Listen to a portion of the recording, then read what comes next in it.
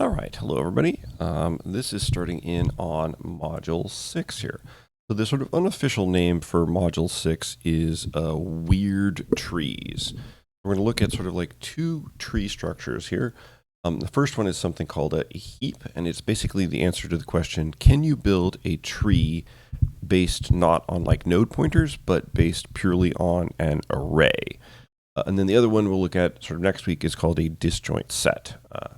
So if you got kind of grossed out by all of the node pointers that we needed to do regular binary search trees, you should like this one here because there is ne'er a node pointer in sight.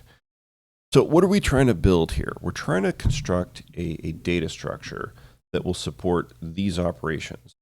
We want to have an insert operation, which will add a new value to the structure. We want to have a function called max, which will return but not remove the largest value that we're sort of currently storing. And then we want to have a function called extract max, which removes that maximum value from the structure here. Now, of course, you could build a similar thing with like min and extract min here for the minimum value here. We're assuming that you want the sort of max version of this here, but like it wouldn't be hard at all to get a min version there like that. So we can do this a few different ways here, like with different runtime complexities.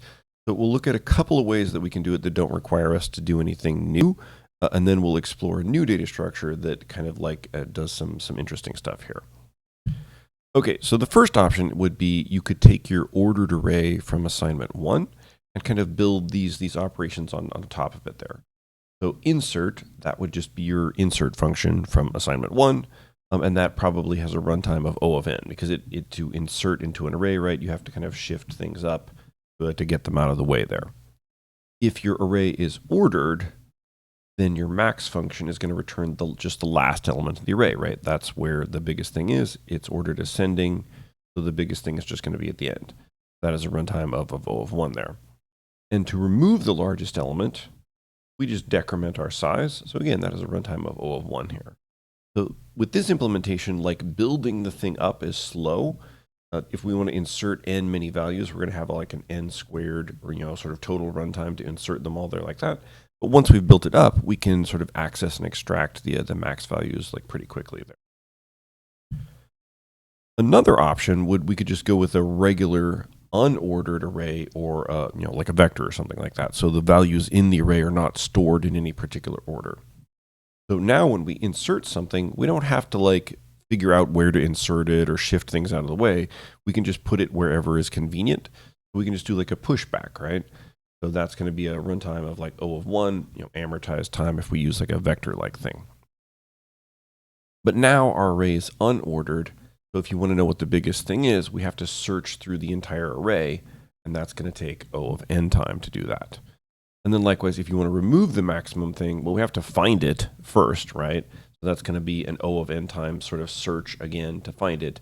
And then we can do like with the bag where we like swap it with the last element to remove it, but we still spent an O of n time finding it there like that. So this is kind of the opposite, right? Here, like insert is fast, but max and extract max are slow. Another thing we could use is a balanced binary search tree, right? You could build this on top of like your assignment 4, your sort of AVL tree kind of thing there. So then insert is just your normal binary search tree insert. That's going to run in log of n time. To find the max in a binary search tree, you just go right as far as possible. So that's going to have a runtime of log of n. And then to extract the max, you're just doing a remove on that rightmost node there like that. So again, that's going to take log of n time there. So this version, everything is log of n, right? All the operations are log of n time. Nothing is sort of prioritized over anything else there. Okay, so now we're going to build a new thing here. We're going to build a thing called a binary heap. So this is going to be a binary tree, but with a few sort of twists to it here. It's not a binary search tree. It's a binary tree that has a new kind of organization. So we're going to arrange for the maximum value to always be at the root of the tree. So that means that finding the max is constant time there like that. When we insert new values, we're going to put them at like the bottom of the tree, right? So my tree is like, branching out, something like that right there. That, right? So new values are going to get added down at the bottom of the tree, and then they're going to kind of work their way up as necessary. So that's going to have a run of log of n. Wrong color, green. In there like that. If we want to extract something here, we're basically like deleting the root here. So then we have to sort of like figure out what needs to sort of be pulled up in the tree here. So that is also going to run in log of n time.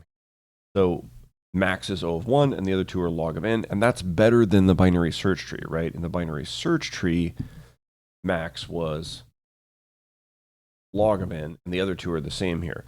So this is like sort of strictly superior to the binary search tree version there like that. So a binary max heap here, we're sort of defining what this is it's a binary tree with the heap order property, which says if you look at any particular node, both of that node's children are less. Now, again, you could define a min heap and just be like, okay, instead of saying less than, you're going to say greater than. If I say binary heap, I mean a max heap. The change to getting a min heap is just like flipping a less than for a greater than, right? The other thing to notice is this definition doesn't allow duplicates, but nothing breaks if you change this to say, less than or equal to. Less than or equal to n there like that, right? Like nothing sort of hurts if you do that. I'm just going to sort of assume that like we don't allow duplicates for simplicity's sake, but everything works exactly the same if you do allow duplicates. So one of the sort of consequences of this here is when we say that like, okay, n's children are less than n, we can actually conclude that everything underneath n is less than n, right? All of its descendants are less than n there like that. Because if I know that this is less than n, and I know that this is less than n, then I know that the things underneath them are less than n. And I know that all the way down, everything is going to be less than n here. So once you have some particular node, you know that everything underneath it is smaller than it. So one sort of thing that kind of comes out from that kind of obviously is the biggest thing is, of course, going to be at the root at all times. It's sort of forced to be here by that structure. Now, you can build this on a binary tree, like with node pointers and all that sort of stuff here like that, but we want to do it a little bit more efficiently, so we're going to impose an additional requirement on the shape of the tree. We're going to say that it has to be a complete binary tree. Remember that the definition of a complete binary tree is one where all the sort of horizontal levels are full. So there's as many things as possible in each sort of horizontal slice, except maybe the bottom level. And the bottom level is required to fill in from left to right there like that. So down here in this sort of bottom level, if I wanted to add a new node, I would have to add that node right there. It would have to be the right child of that sort of node there like that. If I wanted to remove a node, I have to remove that node right there. So I'm sort of only allowed to work at the sort of bottom right portion of the tree there like that in terms of adding and removing stuff. So here's an example of a binary max heap. So 45 is greater than 36 and 30. That checks out. But that property is true everywhere else. 36 is greater than 28 and 12. Yep, checks out there, right? 28 is greater than 26 and 7, checks out there. 30 is greater than 20 and 25, checks out there. So throughout the entire tree, every node is greater than both of its children, which means that 45 is bigger than all of this stuff down there like that. Or that 36 is bigger than all this stuff down here. Or 30 is bigger than all this stuff. So it sort of works from top down. Notice that unlike a binary search tree, there's no left to right ordering, right? Like 36 can be here, 30 can be there, 28 can be here, 12 can be there, 26 can be there, 7 can be there. There's no left to right ordering in a binary heap. It's just strictly top to bottom. I'm going to use this binary heap as like an example to illustrate how we add and remove things here. Let's say that we want to insert 40, right? So we've received a request to insert 40. Now, the only place where I'm allowed to create new nodes is in the next available spot in the bottom row. So I start by putting 40 there. Now, 40 is not allowed to stay there because, again, my requirement is that everything underneath 12 has to be less than 12, and 40 violates that. So what we're going to do is we're going to swap 40 up and move 12 down. So that sort of pushes 40 up and 12's down here. So now this portion is okay, right? If I just look at that section here, 40 is greater than 12, we're cool there. But if I look up, right, I see that 40 is still in violation. Everything underneath 36 here should be less than 36, but 40 isn't there. So I'm going to have to do it again, right? I'm going to have to swap 40 and 36 to move it up here like that. So now everything down here, all of that is less than 40 like that. Then I'm going to compare 40 with the thing above it. And now 40 is less than 45. So 40 can stay there, right? Like there's no problem with sort of 40 being here because it is less than 45. If I had done, for example, like 50, right, it would have continued up and ended up there at the root. Of course, if it works its way all the way up to the root, like we stop, right? We can't go any further than that there. So the algorithm for insert is actually pretty simple. We just put the new value in the next available spot in the bottom row. And then as long as x is not the root and x is greater than its parent, we swap it up. We're just kind of starting at the bottom and then working our way up, stopping when either we find a spot where it's okay for us to be or we hit the root of the tree here. The runtime of this is just the height of the tree, but because our tree is complete trees are always balanced. Our runtime is automatically log of n. We don't have to worry about doing rotations or rebalancing or tracking the heights or any of that stuff here. In fact, we want to avoid tree rotations here because a rotation would break the completeness of the tree, right? It would move the sort of like holes in the tree into the wrong places here. So we're going to use swaps rather than rotations. Again, if like the sort of stuff involved in like AVL trees with node pointers and rotations and stuff kind of made your head spin, this is going to be a little bit like easier here. Okay, now let's say we want to do the opposite. We want to extract the maximum value here. So we're going to remove 45, and then we have to restructure things so that the heap order property is restored. Now, there's a sort of like intuitive way that you might try to do this that kind of seems like it might work, but it actually doesn't. So I'll show you that method first and explain why it doesn't work, and then we'll see like just a sort of small change to it that will make it work here. So here's what we're going to do is we're going to say, okay, there used to be a 45 here, right? So I got rid of the 45, and now I just have this sort of hole, this question mark at the root here. So I need to fill that hole. So I am going to look at both of my children, look at 36 and 30, and I'm going to take the larger of the two of them and pull it up and then push the hole down. Right, so 36 goes up here. Should make sense because 36 is the new largest thing in the heap. And now the hole is down here. Then I'm going to do the same thing again, right? I'm going to say, okay, the hole needs to get pushed down. So which of my two children is bigger? It's going to be 28. So I'm going to pull 28 and push the hole down. Right? Now the hole is here. Then I'm going to do the same thing down here. I'm going to say which of my two children is bigger? 26. I'm going to pull 26 up and I'm going to push the hole down. So now the hole is down here.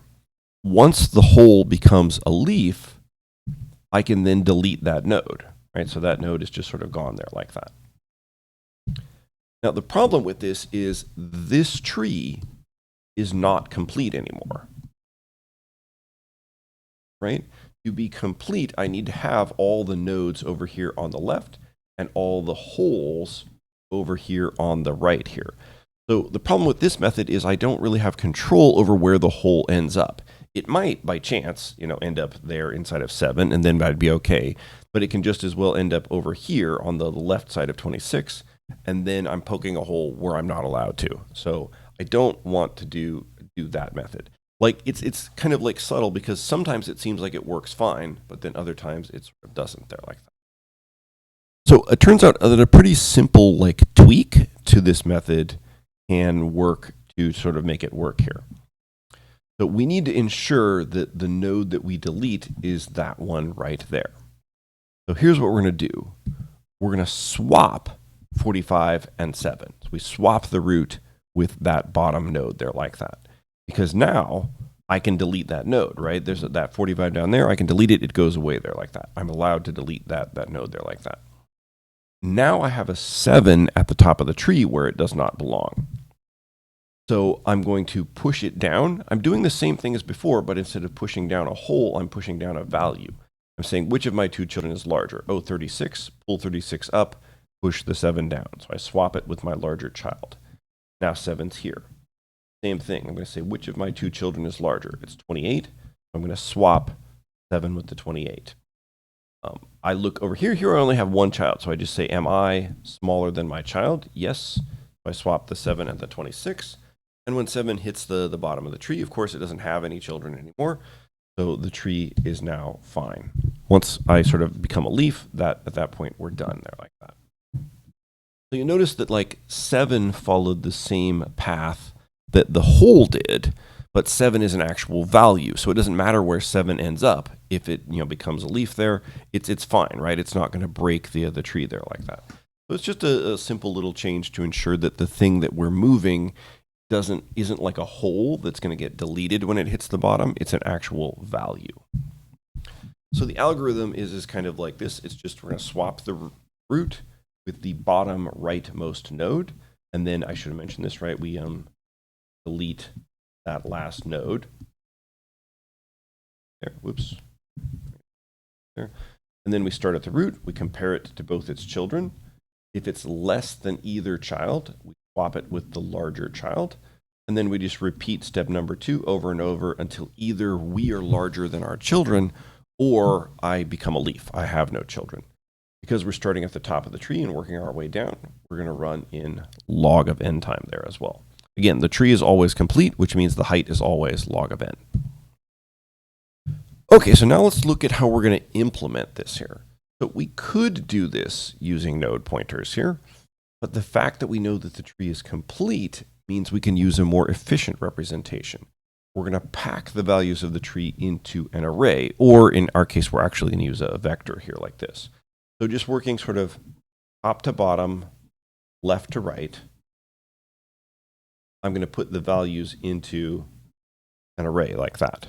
We're just basically doing like a level order, level ordering of the tree here like this.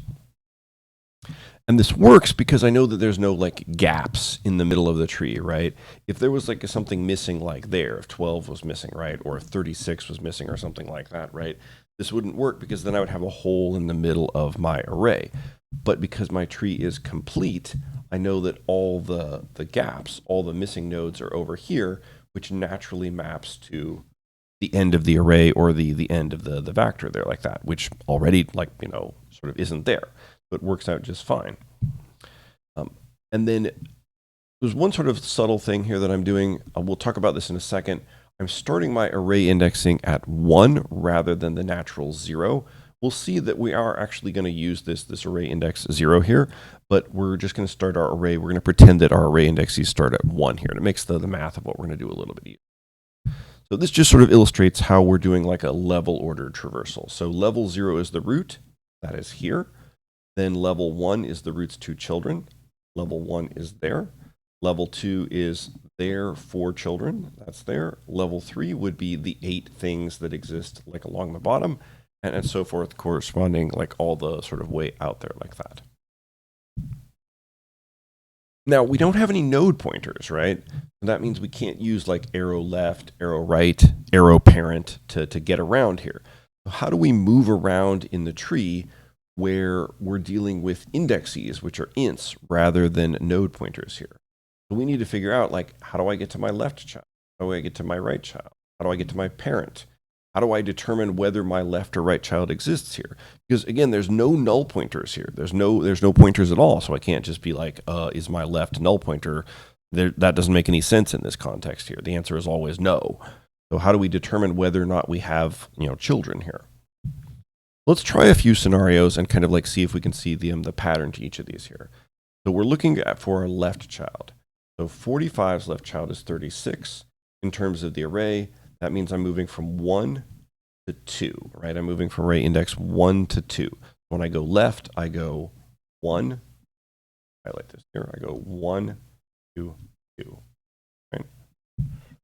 When I go from 36, 28, in terms of the array, I'm going from 2 to 4. Okay.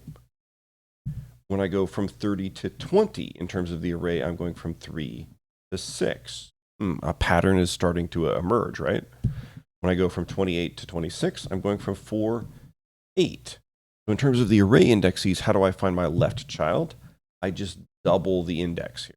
So if you're at some particular index, if we're at 30, right, at index 3, and I want to go to my left child, 3 times 2 takes me to 6. That tells me that 30's left child is 20. Now, how do I get to my right child? Well, we'll do the same thing here, right? So to go from 45's right child to 30, I go from 1 to 3. 1 to 3 like that. To go from 36 to its right child of 12, I go from 2 to 5. Okay? To go to 30's right child, I go from 3 to 7. Right? To go to 28's right child, I go from 4 to 9. So what's the pattern here? Well, 3 is just 2 plus 1. 5 is just 4 plus 1. 7 is just 6 plus 1. 9 is just 8 plus 1. So the pattern is right child is at 2 times I plus 1 there. Your right child is always just one index over from your left child. How do I go up, right? So if I'm at 36 and I want to go to my parent, I go from 2 to 1. If I'm at 28 and I want to go to my parent, I go from 4 to 2, okay? If I'm at 25 and I want to go up, I go from 7 to 3. If I'm at 7 and I want to go up, I go from 9 to 4.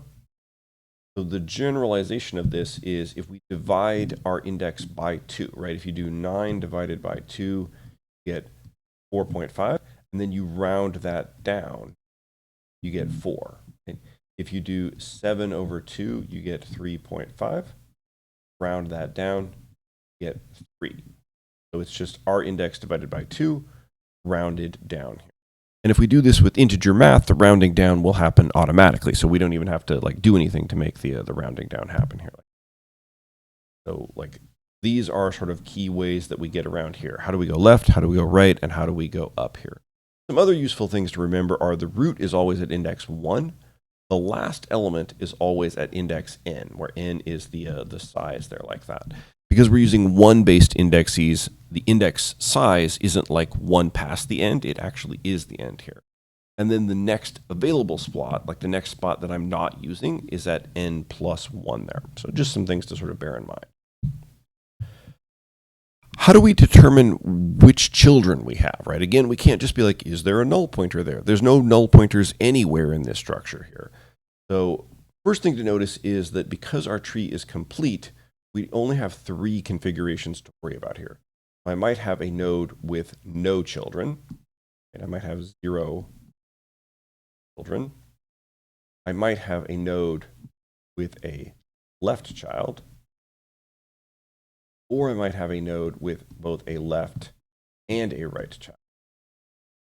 But because my tree is complete, I know that I never have just a right child. That can't happen. The completeness of the tree sort of forbids that sort of structure here. So these are the only things that I have to worry about. Either I have no children, I have 1 child and it's on the left, or I have both children there.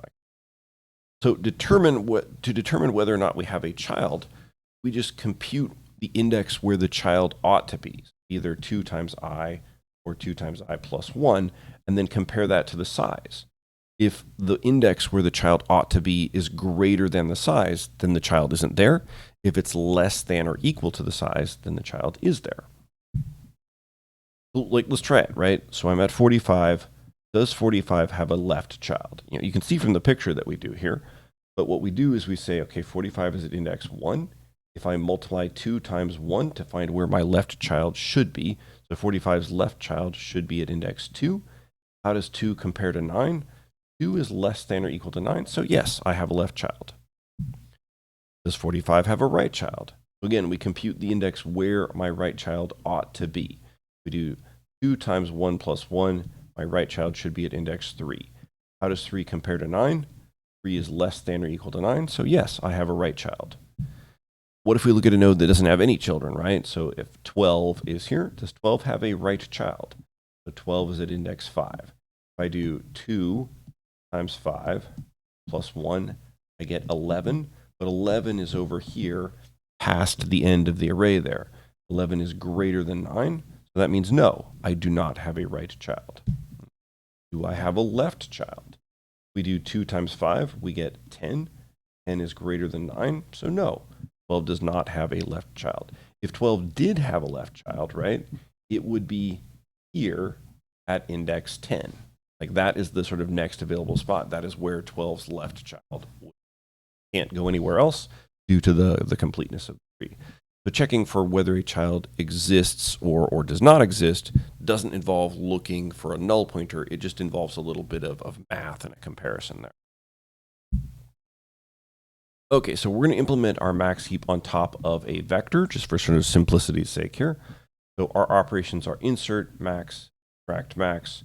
We'll have a size function, but that is just the size of the vector minus 1 there, like that. My vector, this int max here, that is going to become h sub 0. So the size of this vector should always be greater than or equal to 1, because I want the sort of available part of the vector to start at index 1 here.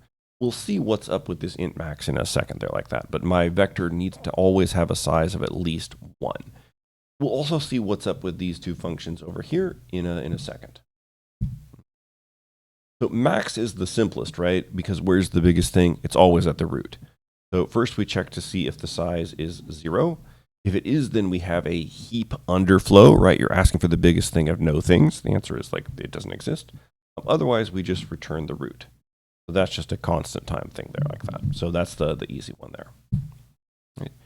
Insert, we sort of said that we put the thing in the end and then we swap it up. That swap up is called a fix up here. We're going to split that off into a separate function.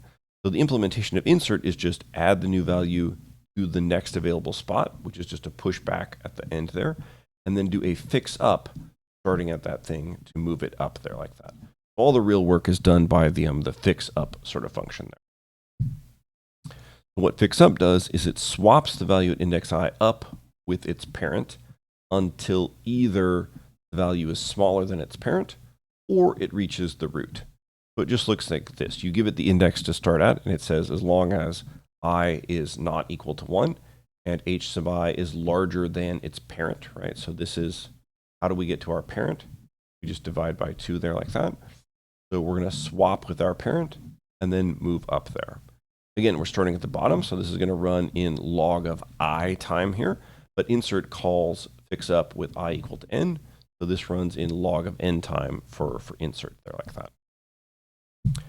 Now, we can actually simplify this a little bit here because we put in h sub 0 int max, and int max is the largest possible int value.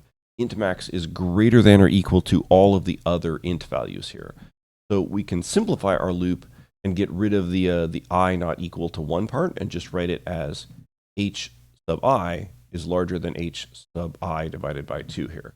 And that's because when I is 1, that h sub I divided by 2, that's going to become 1 over 2, which is going to round down to 0. So h sub 0 is int max. So our condition basically transforms into h sub 1 is larger than int max, but that is always false, right? No value is larger than int max, so it will sort of stop naturally at the when it gets to the root there. So if you wanted to, you could get rid of the explicit check for the root, the h equals 1 part there, and it will still work. The extract max here, similarly, we're going to kind of break this up into 2 parts here, right? So the actual work of sort of pushing the thing down, we're going to call that a fix down. So then the implementation of extract max is just swap the root with the last thing, then do a pop back, and then do a fix down starting at the root. And all the real work is done by fix down there. Fix down is a little bit more complicated because when we go down, we have 2 children. When we go up, we only have our 1 parent to look at here, but when I'm going down, I have to compare it with my 2 children here. So we want this loop to continue as long as we have at least 1 child here. So this condition here, this is checking to see, do I have a left child, right? The way that we check for a left child is we compute the index where the left child ought to be, which is 2i, and then compare that to the size. So as long as I have at least a left child, I need to look at that child and see if I need to move down. we want to find the largest of me at index I, my left child at index 2I, and then I may or may not have a right child, but if I do, I need to check that one also at index 2I plus 1 here. So LG is the index of the biggest thing of these three that I've seen so far, and so far the biggest one I've seen is just me.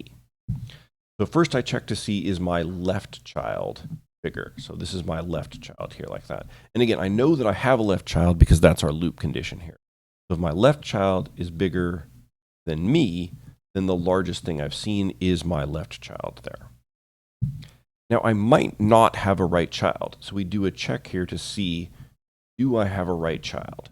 And again, the way we do that is we compute the index where the right child ought to be, 2 times I plus 1, and then compare it to size. If I do have a right child, I check to see, is that right child bigger than the biggest thing that I got from this bit up here? So if my right child is bigger, then I update the index of the largest thing to be the index of my right child. When I get over here, LG is either I itself, or 2I, or 2I plus 1. If LG is I, that means I am bigger than both of my children, and then I can stop, because that means like that's what a heap requires, right? Is that I am bigger than my two children. So the heap order property has been restored, and we can just sort of break out of the loop and end the function here. Instead of doing a break, you could just as well do a return, because there's nothing after the loop but the end of the function there like that. Otherwise, that means one of my children is larger than me. So I'm going to swap me with my largest child and then continue moving down there. In the worst case, right, wherever we sort of start at, fixed down runs in log of n minus log of I. Like if I start close to the bottom of the tree, I don't have very far to move down here, but extract max calls it with I equal to 1. So extract max always starts at the root, works all the way down. It runs in log of n time in the worst case there. The reason why we split fix up and fix down into separate functions is because we can use them for things other than just insert and extract max. So I can use fix up to implement an increase function here, which lets me take a value that's already in the heap and kind of like promote it, like increase its value by x here like that. So I have to make sure that x is greater than or equal to 0. I can't use this to decrease a value. I can only use it to increase a value here. So I add x to my value, and then I just do a fix up, because increasing my value, I might need to kind of bubble up in the heap there like that. I can use fix down to implement a generalized erase. I can erase not just the root, but any index here. So to do that, I just swap that index with the last thing, then do a pop back, and then do a fix down like that. So it's basically the same steps that we did for the extract max, except that instead of starting at 1, we start at I there like that. So that's why fix up and fix down are sort of written as separate functions, because we more than just insert and extract max. The one last thing we'll consider is, let's say you have like a big pile of unsorted values and you want to turn it into a heap here. How can you do that, right? So one option would just be to loop over your sequence and insert each element one at a time here. So each insert is going to take log of n time, and you have n many things to insert. The total is going to be n log of n. Another option would be you could like sort the array. You could use like quick sort or merge sort or something like that, right? So that is going to take n log of n time to sort it. But then once it's sorted, you can just dump it in descending order into the heap array, and that would take O of n time. N plus n log of n, again, gives me n log of n. It kind of looks like no matter how we build a heap from a big pile of unsorted data, we end up in n log of n time there. But we can actually do better than that. So there's an algorithm called build heap that works like this. So we're going to copy our unsorted data into the heap array unchanged, like just dump it in there like that. And then we're going to start at the end of the array and work backwards towards the beginning and do fix downs as we go. I have a separate video that I'll make kind of demonstrating this process here, but this works because if I have a valid heap here and a valid heap here, and then I do a fix down at the root, then that makes a valid heap out of the whole thing. If I start at the end of the array, I'm starting at things that are leaves, which are always valid heaps, right? And I'm kind of building the heap up bit by bit from the bottom of it there like that. Now, copying it into the array, that takes O of n time here, right? And then our main loop, we're just sort of calling fix down here, like that should say fix down and not extra, right? So we're calling fix down, which runs in log of n time, and we're calling it n times. So that seems like it would take n log of n time, which is any better than the other methods here. But that's not actually what happens. So remember that, again, this should say, sorry, fix down. Fix down runs in big O log of n over I time. Like how much time it takes depends on what I is here. So if I is close to n, this turns into like the log of 1, which is basically like constant time here. So most of those calls at the bottom of the heap don't actually work over the entire height of the heap, right? They're sort of close to the bottom, so they don't have very far to go. So if you add it all up, you get O of n as the total here, not n log of n. So that's a faster way to build a heap out of a bunch of unsorted stuff, is this build heap algorithm here. So it kind of works like this, right? So we're just going to take our vector that we're given and just copy it straight into the heap array here. We're just pushing it back. We're not sorting it or anything like that right there. And then we start at the end and work our way back down towards index 1, decrementing. Ooh, that should say decrement I, like that. Geez, getting some mistakes here. And we do fix downs from the end backwards towards the beginning there. When we're done, we have a valid heap that we return. This version here works by copying the vector into the heap, but you can do this as an in-place operation where you don't need to make a copy. You don't use any extra memory, and you do it all entirely within the vector there. Because build heap runs in O of n time, that means you can use this to create another n log of n sorting algorithm called heap sort. So we use build heap to build the heap, and then we pull values out one at a time, and we get the largest value, and then the second largest value, and then the third largest value. So we kind of fill in the array from right to left there. That filling in of the array, each of these extract maxes takes log of n time. We have n of them to do, so the total is n log n there. Like, and again, you can modify this so that it's in place. So this kind of puts heap sort kind of in competition with quick sort, right? It's an n log n in place sort of algorithm. In practice, heap sort is a little bit slower than like sort of quick sort, not in big O terms, but just like in sort of practical terms there. But it's kind of in that family of the sort of n log of n sorting algorithms. So one of the things you can use a heap for is to implement a priority queue. So a priority queue it's like a normal queue, except that when you enqueue things, you have to give the stuff a priority. And then when you dequeue, you don't get things out like in sort of like FIFO order. You get them out in descending priority order. So the next thing to come out is the thing with the highest priority there. And in that context, like increase allows you to like promote something, and erase allows you to remove sort of anything there like that. So lots of places where we might like use a queue, we find that we actually need to sometimes like artificially promote things, like make things finish faster than they normally would. So we actually end up using a priority queue, probably based on some kind of a heap structure there. So anyway, heaps are this thing that provide us with fast access to the largest element. And they store things in this kind of like semi-ordered, sort of descending fashion, but not like strictly ordered there, like that right there. So by putting a restriction on the shape of the tree, requiring it to be complete, we can store it in an array with no node pointers in sight. So hopefully that made of some of you happy. I have a separate video sort of illustrating like what it looks like to construct a heap by repeated inserts or by build heap. So if you're curious as to what that looks like, you can take a look at that. But otherwise, that's it for now.